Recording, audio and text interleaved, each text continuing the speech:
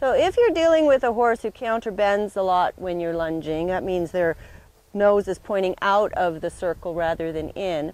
One simple way to address that problem is to simply attach your lunge line to the side ring if you're lunging with a halter.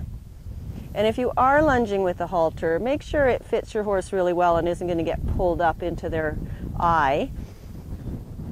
Otherwise, use a lunging cavesson or even a bridle, whether it's a bitless bridle or a bitted bridle.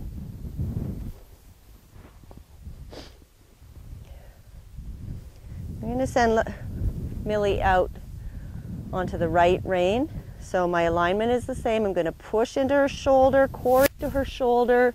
As she goes, I pivot, keeping my core into her shoulder, my belly button. Girth for bend, and keeping contact on this line, I can now put a little block to her, turning her head out as I push her hip out. Girl, and it's fine, we can do this at the walk. It's really about her having impulsion in whichever gait she's in, asking for true bend. She gets a little distracted as her buddies call from the field.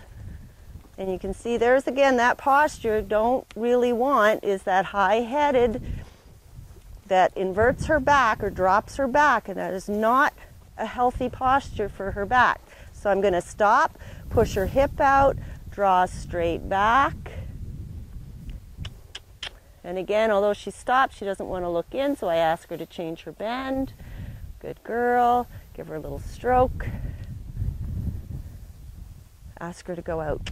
Push into her shoulder, core into shoulder. Flank for forward. Hip out, bring head in. There's a little arc on the right side of my body which serves as a draw to her head to say it's okay to bring your head in. You can look in. It's not going to get you in trouble. Just keeping the whip pointed at her hip to push her hip out a little bit while I keep my core aimed into her shoulder, right into the middle. And if using just the staff of the whip isn't enough, you can add a little twirl from the lash for a little more push. Get her out on a bigger circle. Again, keep the whip low, keep the lash coming from the ground up. Don't like this frame. I'm going to push her hip out, draw straight back. Push her hip out a little with my lash. Invite her. She's going to cross my, no, she's not going to cross my girth line. She's going to turn in. Good girl. And I draw back to give her a little more room to encourage her to lengthen her neck.